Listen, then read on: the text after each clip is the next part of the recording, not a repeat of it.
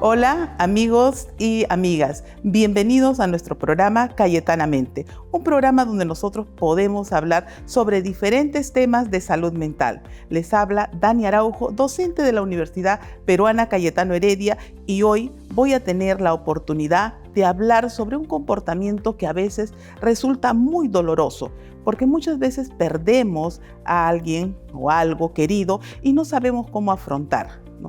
Estamos hablando del duelo, y cuando este duelo repercute en nuestra salud mental, hablamos del duelo patológico. Y para conocer mejor ello, para saber cómo afrontarlo, tenemos ya con nosotros a la especialista Rita Caldas Domínguez, quien es psicoterapeuta de la corriente psicodinámica y a quien le damos la bienvenida. Adelante, Rita, ¿cómo estás? Hola, Dani, muchas gracias por la invitación. Y es un placer y un gusto hablar de este tema, que en realidad luego de la pandemia fue un tema muy hablado, trabajado y visibilizado. Si bien es cierto, el duelo nos acompaña durante toda la historia de la humanidad, pero ha sido mucho más visibilizado después de estas experiencias de pérdidas de diferentes formas, desde muertes de seres queridos, pérdida de trabajo y pérdida de muchas otras cosas que nos han llevado a sentirnos desvalidos. Pero en este caso vamos a hablar del duelo patológico. Claro. Y qué importante que lo tomes así de manera general, porque las personas debemos conocer que duelo no solamente es ese sentimiento a la pérdida de un ser querido, va más allá, ¿no es así? Y me gustaría que nos pudieras ampliar cuando hablamos del duelo como una sensación, como un estado, una condición, si se puede decir, durante un tiempo que es manejable y que todos podemos tenerlo, y cuándo aparece el duelo patológico. Sí, ¿no? Para ello creo que es importante señalar, ¿no?, qué cosa es un duelo. Como tú bien dices, es una condición psicológica ante la pérdida de algo querido.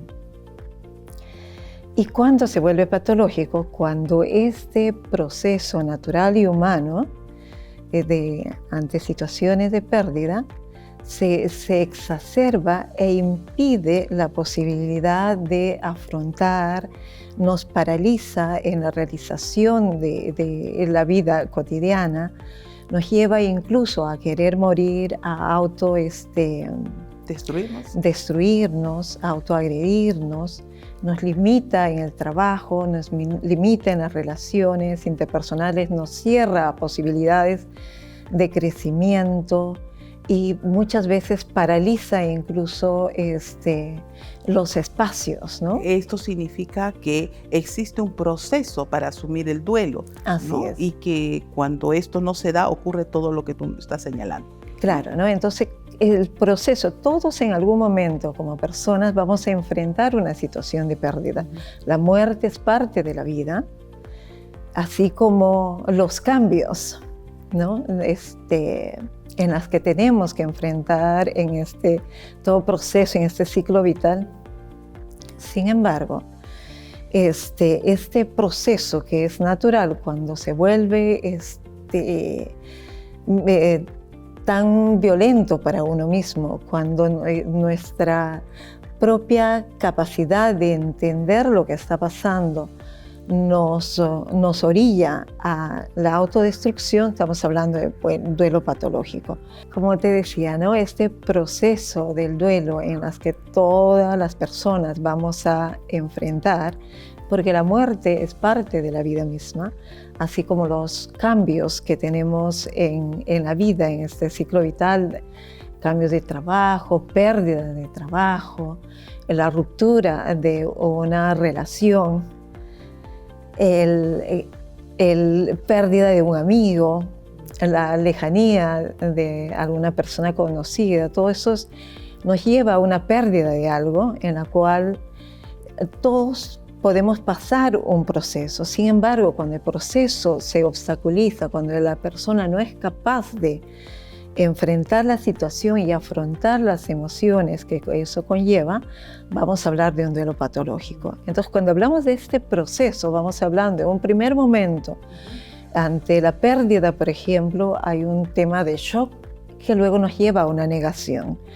De decir que esto no es posible, no ocurrió. Creo que es una respuesta muy natural, hasta protectora, como para posicionarnos en qué momento, en el momento que estoy viviendo, como una defensa en todo lo que implica el dolor o este shock. Pero luego pasa en esta otra etapa, que es la ira, ¿no? El molestarte. ¿Por qué me pasa a mí? ¿Por qué sucedió esto? Esto no debe pasar. Enojarte con la vida, enojarte con uno mismo, enojarse con el entorno. Con todos esos sentimientos negativos. Con esos sentimientos, ¿no? De culpar a los demás porque ¿cómo es posible que esto sucediera? Y luego pasa otro momento que es como una negociación. En este momento de negociación muchas veces se quedan ahí atrapados. Es como repensar una y otra vez cómo haberse dado de forma diferente la situación, ¿no? Es como, si se hubiese hecho esto, no hubiese pasado. Si hubiese actuado de esta manera, eso. Es como volver a retroceder el tiempo, intentar como que no pasó la pérdida. ¿Y esta negociación es positiva? Es interna, ¿no? Es como un proceso, no hablaríamos ni de negativo ni positivo, es parte del mismo duelo, ¿no? Es como reacomodarnos a esta nueva realidad. Volver a interpretar lo que reinterpretar una y otra vez, ¿no? Para tratar de prepararnos para una posible elaboración. Y luego de esta etapa es entrar a la cuenta que sucedió, y ahí comienza el tema de mucho más ira, pena, dolor, incluso depresión, ¿no? Y aquí en este momento es como un pasito ya para entrar a esta última etapa donde es la aceptación. Claro, que es la etapa ya de aceptar, pero al mismo tiempo también aceptar lo que implica. Lo que implica y acomodarme al nuevo cambio, ¿no? Pero en estos dos últimos procesos, etapas de este proceso, muchas veces se quedan las personas y se quedan en esta eterna negación de la culpa, de lo que hubiese tenido que hacer. Mira, qué interesante. Estamos hablando de estos procesos y en cada etapa puede ocurrir circunstancias que no permite que la persona pase hasta lograr la fase de aceptación. Así es. Entonces me atrapo y entonces me quedo en la culpa, ¿no?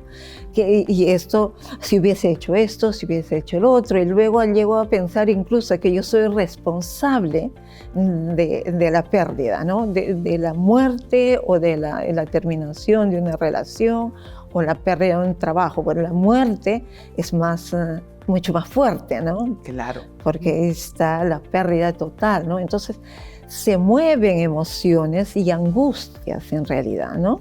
Si nosotros asumimos que la forma como estamos pensando, cómo estamos sintiendo, siempre van a ser los indicadores de cómo vamos a responder, ¿no? Entonces, podemos decir que en estas etapas, ¿no? Donde de repente no avanzamos como debería y vamos lentamente, hay situaciones o cosas que podríamos estar haciendo que facilitarían asumir el duelo, pero también pueden haber cosas que más bien lo detienen, lo impiden, ¿no? Hablemos de estas cosas que de repente facilitan el duelo. Por ejemplo, facilitar el duelo es esto de retomo y que me retrocedo una y otra vez como un elemento de acomodarme a esa nueva situación, que lo que facilitaría es comenzar a a tener los espacios para conversar y compartir con otros lo que voy sintiendo. Yeah.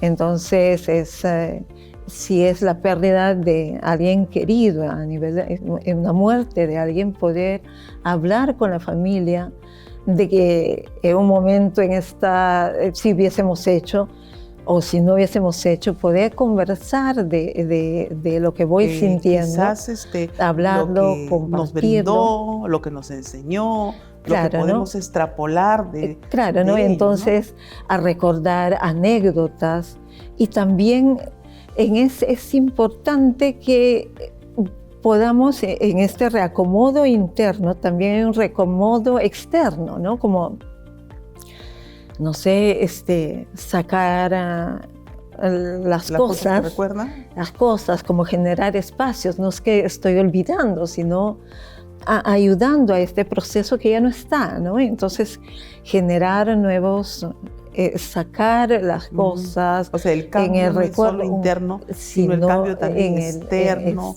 Ya no estoy acompañada, sino que estoy en otra condición. Claro, ¿no? Y entonces ayudar a esta aceptación, y entonces lo que facilita es el poder hablar con otros, poder compartir el dolor con los otros, poder llorar, poder enojarme, poder ser entendida en ese sentido con los otros y compartir el dolor.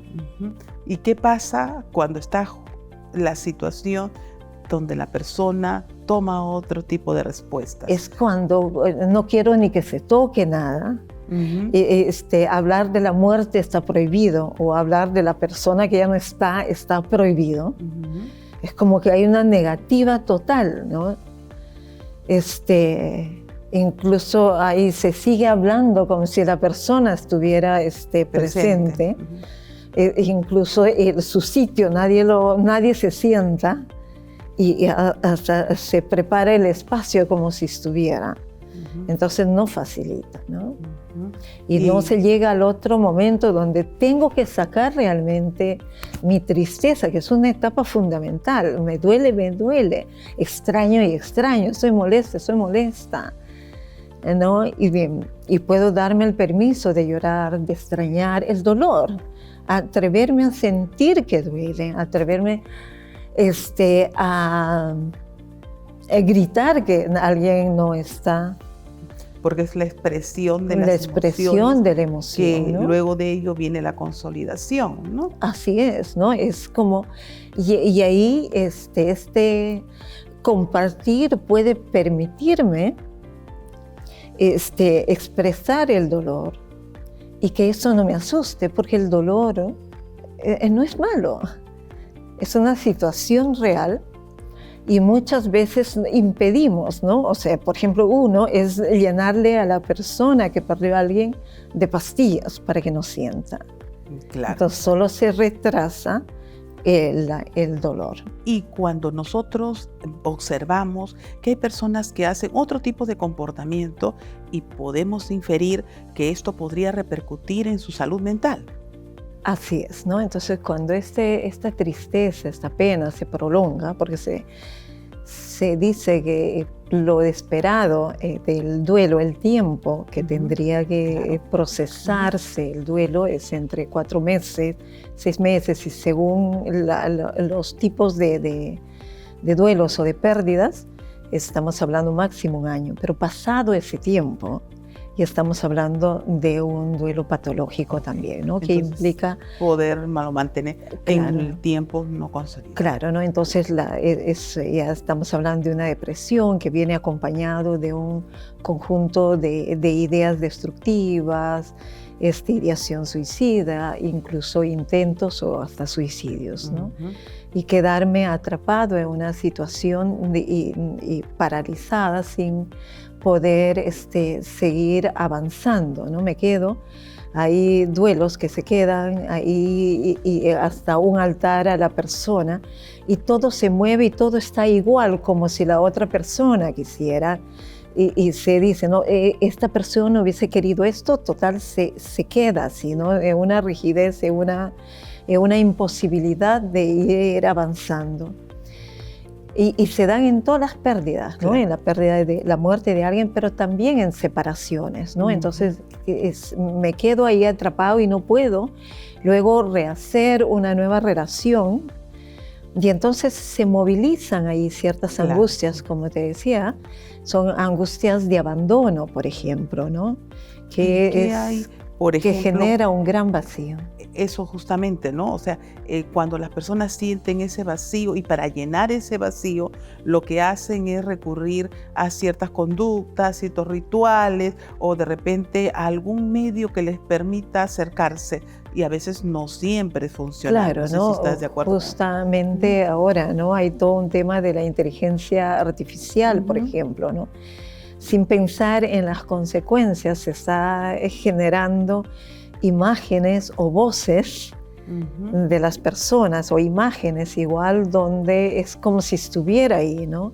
Incluso miraba en algún lugar del mundo que habían a una inteligencia artificial y habían llenado mucha información de la persona que ya no está. Y entonces iban y le preguntaban, ¿no? Como si estuviera. Entonces eso no facilita el duelo. Se queda atrapado en una realidad, en una irrealidad, ¿no? En una fantasía.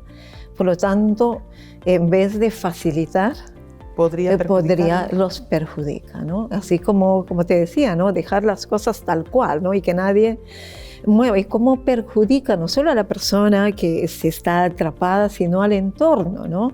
Hay familias donde se perdió al hijo, pero hay otros hijos, y entonces se genera todo un tema hacia el hijo que no presente, y todo está centrado en él, y los otros se sienten excluidos, no importantes, ¿no? Una dinámica familiar disfuncional. Que se afecta, ¿no? Integrada entre los miembros, sino en función al miembro claro, que ¿no? se perdió. Tenía una persona que atendía, me decía, yo creo que me sería valorado más si estuviera muerto, ¿no? Porque mi hermano, todo es mi hermano, yo no existo.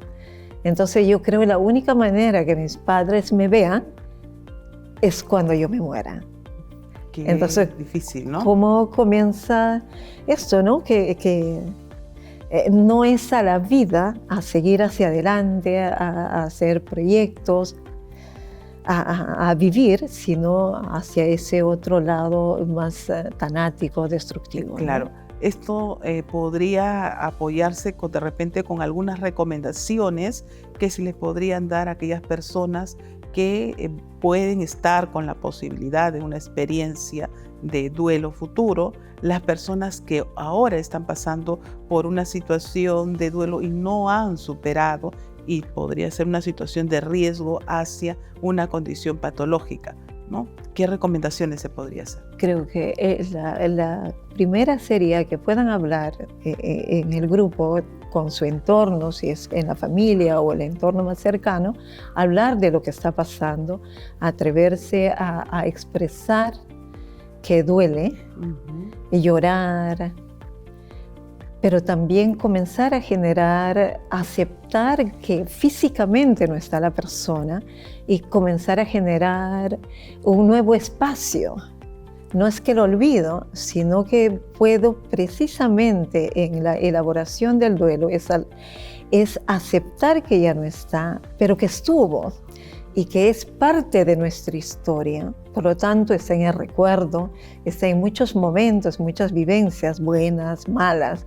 Y lo otro, no es idealizar a la persona que se fue, sino al contrario, verlo como un ser humano de carne y hueso, que tuvo cosas muy lindas, que tuvo cosas regulares, que tuvo también equivocaciones y cosas que en algún momento nos hizo doler, pero que eso es su humanidad y que fue parte de la vida y que aceptamos que ya no está y que podemos comenzar hacia adelante. No significa que lo borre, es parte de la vida. Y si ya el dolor es tan grande, la angustia es tan grande, hay un sentimiento que no pueden salir de esta culpa, yo recomendaría que es importante que busquen ayuda. Si ya va más allá del tiempo, entonces hay un duelo permanente, más de un año, ya no está dentro de lo normal. Dentro de lo que vendría a ser la consolidación. Permíteme una última pregunta. Si bien es cierto, estamos hablando de la persona que se da cuenta lo que tiene que hacer, pero ¿cómo manejar el duelo cuando dentro de la familia aún existen menores, ¿no? Que quizás todavía no entienden esto, el abordaje que deben hacer los mayores hacia estos menores a modo de conducta de prevención, ¿no? ¿Cómo debería ser? Claro, ¿no? Yo creo que la pérdida de algo no tendría que ocultarse. Si la muerte, por ejemplo, de alguien, no es ocultar al niño. Se tiene que explicar no sé si es una familia que cree en la vida más allá de la muerte, puede decir, se fue, es un ángel. Y si se cree en el universo, es una energía que está ahí, que siempre va a estar ahí y que nos va a cuidar, etc. Entonces, pero no negar la muerte, ¿no? Porque, mira, te cuento un caso. Yo atendía a una niña que se enteró a los 12 años que su mamá había muerto cuando ella tenía 2 años. Y que todo ese periodo le decían de que la mamá estaba de viaje y decía, mira, te mandó el regalo. Y decía, pero no, vino y se fue. ¿Se imagina la angustia de esta niña? A los 12 años, recién se entera. De la imagen. Claro, y en el colegio, ¿no? Porque una amiga le hizo, oye, qué pena, ¿no? Tu mamá, en una peleita, tu mamá, por ser así, tu mamá se murió. Situación difícil. Entonces, no, es parte, como digo, la muerte es parte de la vida, por lo tanto, es según la edad, uno va explicando lo que es. Y la separación es igual, ¿no? Se termina una relación, una separación, igual, hablar con los hijos de que no pierden al papá ni a la mamá, sino que hay una separación. Mira, qué importante que señales esto, porque no solamente se trata de una pérdida, ¿no? De un familiar, sino se trata de pérdida de situaciones y que permite que la persona vaya aprendiendo a afrontar circunstancias que pueden ser similares. Así es, ¿no? O sea, la vida está hecha de cambios. Y entonces las terminaciones de situaciones, de momentos, desde una pérdida de trabajo, la pérdida de relaciones, enamorarse, desenamorarse, y lo otro es la muerte de alguien, ¿no? Entonces, ¿cómo en la vida misma uno va preparándonos para enfrentar esas situaciones y poderlas a partir de ahí, preparándonos y emocionalmente aceptando que la vida es un cambio constante de las cuales hay que estar preparados. Hay que prepararnos para los cambios, así ¿no? es, y ¿no? afrontarlos, ¿no? Y cómo no dentro de una situación o una condición de duelo. Y no hay que asustarnos de que duele los cambios. Así es. Y que duele además las pérdidas. Y hay una angustia ahí que nos moviliza, pero si lo podemos mirar, si no nos asustamos de lo que duele, pero sabiendo que está, creo que ahí el tema de la esperanza, de que hay algo mejor más adelante, y entonces podré avanzando y afrontando. Muchísimas gracias, Rita. Ha sido muy nutritivo saber de que existe estrategias como para que nosotros no alarguemos aquello que puede ser muy doloroso. Muchas gracias. Gracias a ti. La conversación con nuestra especialista Rita Caldas Domínguez ha sido importante para poder manejar situaciones en donde no es fácil, ¿no?, despedirnos de algo que de repente hemos tenido por mucho tiempo y no caer en duelo patológico. Muchas gracias. Síganos viendo en nuestro canal digital cayetano.plus y escucharnos en Spotify. Gracias.